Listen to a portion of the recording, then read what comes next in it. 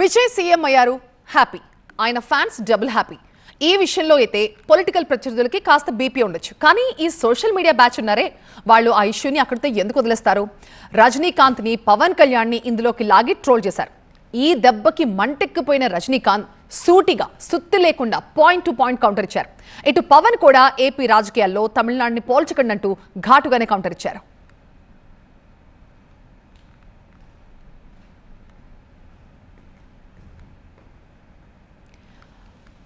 Negative ప్రచారంపై భగ్గుమన్నారు Rajinikanth. Vijay గెలిచాక Rajani target గా social మీడియాలో trolling నడిచింది. విజయ్ సీఎం కాకుండా అడ్డుకునేందుకే స్టాలిన్ తో రజనీకాంత్ భేటీ జరిగిందంటూ ఈ మధ్య ప్రచారం జరిగింది.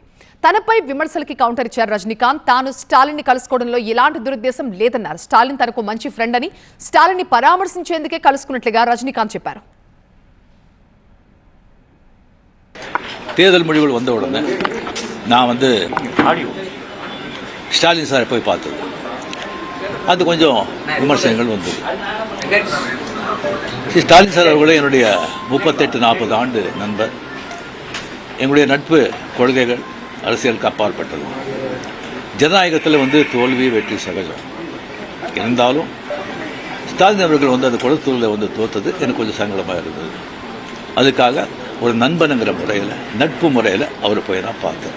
எங்கள் விஜய் சிஎம் ஆகக்கூடாது, பவருக்கு வரக்கூடாது, அதை தடுக்கிறதுக்கு ரஜினி அங்கே போயிருக்காங்க.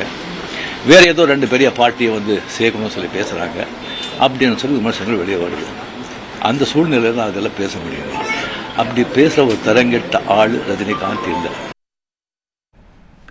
విజయ్ని సీఎం కాకుండా అడ్డుకోవాలని తాను చూడలేదని రజనీకాంత్ క్లారిటీ ఇచ్చారు. అలాంటి నీచ రాజకీయాలు తాను చేయనన్నారు. విజయ్ తనకు సమవుజ్జి అనుకోవడం లేదు అన్నారు. ఆయనకు తనకి 25 ఏళ్ల వ్యత్యాసం ఉందంటూ చెప్పారు. కమల్ హాసన్ సీఎం అయితే అసూయ పడతానులే అంటూ కామెంట్ చేశారు. అన్ని పార్టీల్లోనూ తనకు అభిమానులు ఉంటారన్నారు రజనీకాంత్. తమిళనాడు ప్రజలు మార్పు కోరుకున్నారని, అందుకే విజయ్ని గెలిపించారని రజనీకాంత్ వివరించారు. நான் அரசியல் இல்லை, அரசியல் நான் இல்லைன்னு சொல்லி விலகி ஆச்சு. அரசியல் நான் இல்லாத போது அவர் மேலே எனக்கு ஏன் பொறாமை? ஒருவேளை கமல்ஹாசன் ஏதாவது முதலமைச்சர் தான் எனக்கு பொறாமை வந்திருக்குமோ என்னமோ தெரியாது. கிடைக்காது கிடைக்காம இருக்காது, கிடைக்காம இருக்கிறது கிடைக்காது. எனக்கும் விஜய்க்கு ஒரு ஜெனரேஷன் கேப், கிட்டத்தட்ட 25 இயர்ஸ் டிஃப்ரென்ஸ். நான் முதலையே சொல்லியிருக்கேன். நான் விஜயை நான் இதை கம்பேர் பண்ணிக்கிட்டா அது எனக்கு நல்லது இல்லை, கெட்ட பேர். விஜய் என்னை பற்றி கம்பேர் பண்ணிட்டா அவருக்கு நல்லது இல்லை. சின்ன வயசுலேருந்து அவர் பார்த்துட்டு இருக்காரு. அவர் சிஎம் ஆனதில் எனக்கு என்ன போகிறாங்க? அது இவ்வளோ சின்ன வயசில் 52 வயசில் எம்ஜிஆர் என்டிஆர் சாதனை பண்ணுறதை விட அதை விட ஜாஸ்தி. கம்ப்ளீட்டாக சென்டர் பிஜேபி எவ்வளோ பெரிய பவர்ஃபுல் சென்டர்.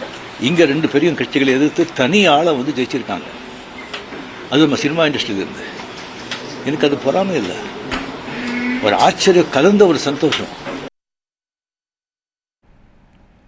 ఇదే సమయంలో పార్టీ పైన, రాజకీయాలపైన రజనీకాంత్ ఇంట్రెస్టింగ్ కామెంట్స్ చేశారు.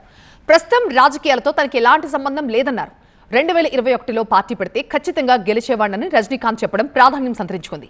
విజయ్ సీఎం కాకుండా అడ్డుకోవాలని అనుకోలేదంటూ క్లారిటీ ఇచ్చారు. కమల్ సీఎం అయితే అసూయ పడతా అన్నారు రజనీకాంత్.